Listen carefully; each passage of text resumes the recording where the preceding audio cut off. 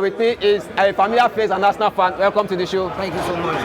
All right, so without wasting much time, how was the game for you? The game was, to me, I would say it's not for the injuries and all in the game. I wouldn't say it was even. I would say at least Arsenal had more dominance. They had the opportunity to win the game. But I would give credit to Liverpool for taking advantage of the injuries that Arsenal had and taking the points out from Emirates. It's quite a point. So and I give kudos to Arsenal. Even with all the injuries, they still try to play their games well. So I'll give them the kudos. All right, thank you. So let's get into the game. In the past 5 games, Arsenal has always scored within the first 15 minutes against Liverpool, and 4 of those last games they scored within 8 minutes. Today, Arsenal also scored within 8 minutes of the start. They go by Bukayo Saka, 3 touches, beautiful goal. How was it for you? Wow, that was fantastic. That was one of those loveliest goals you see. You barely see it. I think when I was actually, watching the goal again, I was trying to look back on my seat, and someone was behind me shaking his head. I was saying, "Wow, this is beautiful." That is why you need players like that. If you look at it from another perspective, when the injury started coming in, the ball was not getting to Saka anymore. Unlike when all the team players are actually available. And you see the benefit and also the advantage of having good players on the team playing for you. So for me, the goal was fantastic. You can see they're still showing it. All right, fantastic goal by Bukayo Saka. Then shortly after, on the 15-minute mark, Virgil van Dijk got a goal back from his corner. How was it? Do you think Arsenal has been susceptible to conceding goals from corner this season a lot? Well, I would say back to the video, when Arteta is actually doing his analysis, I'm obviously still going to go back and tell them that there's still some little things they need to correct. You get, and I feel like it's one of those things, and I know that subsequently, because if you look at it, at least Liverpool had a lot of set pieces today, and that was the only one that actually gave them the goal. But like I said, it's a top team. It was also their first set piece. Yeah, of course, it can be their first, but that doesn't say that they can. They've actually been practicing as well in their own team, and probably that just came out for them. And goals are bound to be scored. You can't drop it, you can't pick it up. It's just bound to score. You are born to score goals. You get. Yeah. So they also came here to win the game, or probably draw the game. Their motive is left to them. I don't know. But to me, I just feel like they did whatever they could do to the goal, and they came in and fine. All right. So sequel to this match, well, before the start of this match, Arsenal Liverpool was the second highest goal scoring game in Premier League history, but with the second goal being scored, it overtook the number 1 to go into the number 1 space, dethroning Tottenham Liverpool. So it's now Arsenal Liverpool as the most highest scoring Premier League game. Do you think that is a good thing concerning the teams? Well, I would say it's because of the competition. Okay. Right? Because when you see 2 good teams and it's an open play, because if you look at it, I can't be defensive and the other team being offensive, there will be less goals, right? Yeah. But this is an open play. If you look at the game, it was very open. The passes were going flowing and stuff like that. So obviously goals are going to come in. But all I just feel like Arsenal needs to work more on their defensive role. But if not for what happened today, like I said, if not for the injuries, obviously this game might have ended 2-1, 3-1 or thereabouts. All right, so let's move on.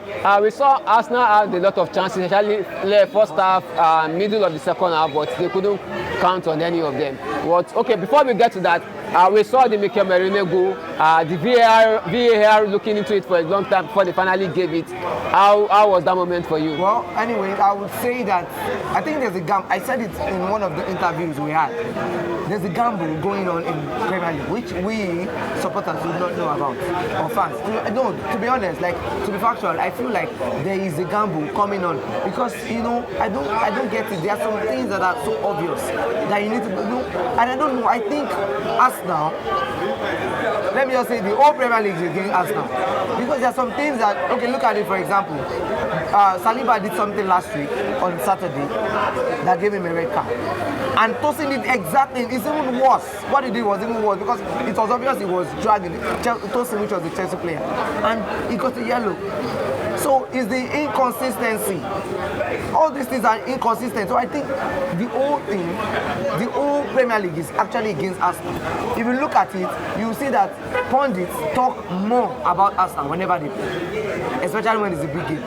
Okay, since the whole world is against Arsenal. All right, so then we saw the final goal by Mohamed Salah with Darwin Núñez's pass.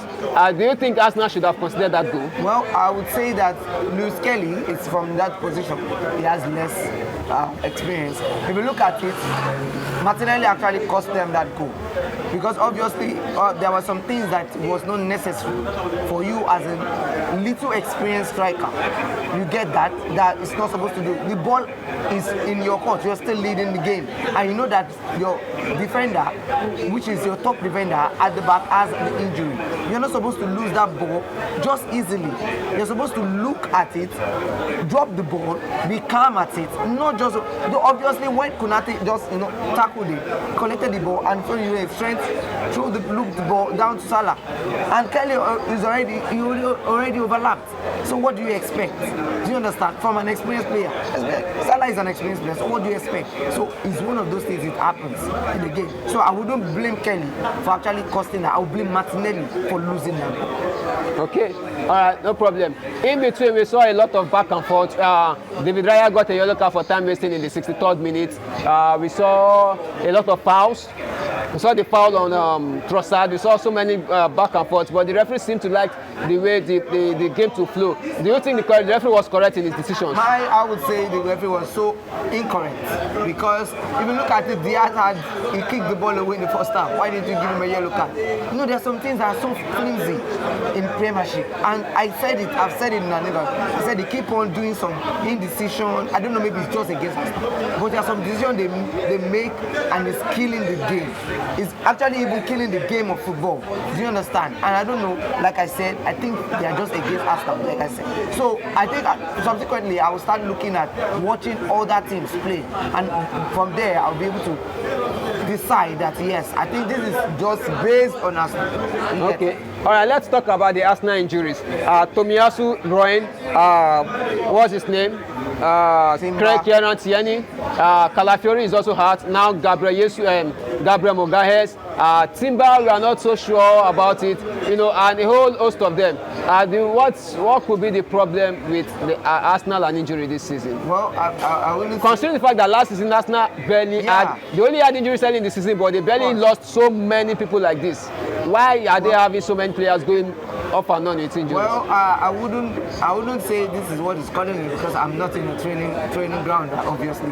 But what I would say is that players are born to have injuries. Okay. Regardless of playing time and stuff like that. If you have consistent playing time, you'll definitely have an injury, right? So it's one of those things that happens. I wouldn't say, but what I would just say is that we don't need to look on what is going on. If wherever we can treat now to actually come back early, let us focus on it. Let us focus on how to defend and make sure that we do not concede or win games, so that we can actually be title contenders. You get what I'm saying? So that is what I would just say. All right. Also, midweek, Arsenal goes to Italy to play Inter Milan. That is going to be a very tough game. When this, if it's that Gabriel had the record, it's something that you can still, but this time is different. Saliba will be available. No, it will be. Or it can't. Saliba is not the only one in the defense line. We have a lot of people that needs to be there. And I feel like, Kiwior, if he can step up his game, then we should be seeing something like a productivity from them. Okay. Also, in the next few round of games, Arsenal are going to face. We have Chelsea coming up. They have Man U coming up, all within a short space of time.